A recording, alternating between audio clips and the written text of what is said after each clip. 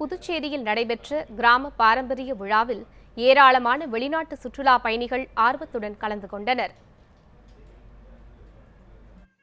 புதுச்சேரியை அடுத்த ஆலங்குப்பம் கிராமத்தில் புதுச்சேரி சுற்றுலாத்துறை மற்றும் மோகனம் கலாச்சார மையம் சார்பில் கிராம பாரம்பரிய விழா நடைபெற்றது.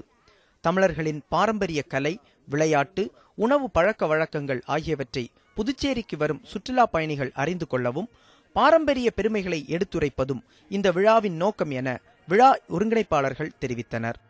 சிலம்பம், கல் தூக்குதல், நொண்டி ஆட்டம், பல்லாங்குழி, இது போல் பல விளையாட்டு இங்கே இன்றைக்கி நடத்திட்டு இருக்காங்க. அதே சமயத்தில் மேடையில் பார்த்திங்கன்னா பலதரப்பட்ட நடன நிகழ்ச்சிகள் நம்ம பாரம்பரிய நடனமே இங்கே அரங்கேற்ற இருக்கிறாங்க.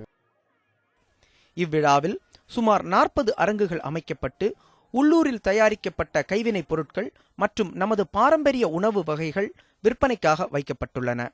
மேலும் தமிழர்களின் பாரம்பரிய விளையாட்டுகளான உரியடித்தல், கழுமரம் ஏறுதல் மற்றும் நடன நிகழ்ச்சிகளும் நடைபெற்றன.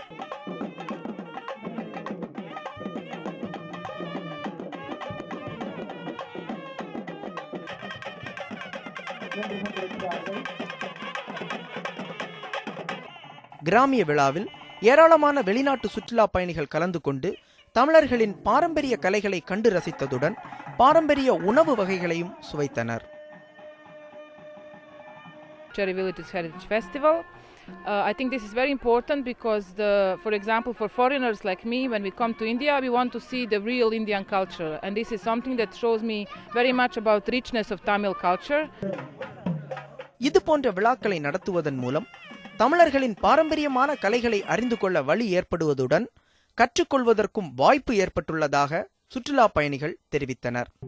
ஒளிப்பதிவாளர் ராஜ்குமாருடன் ராஜீவ், நியூஸ் 7 தமிழ், புதுச்சேரி.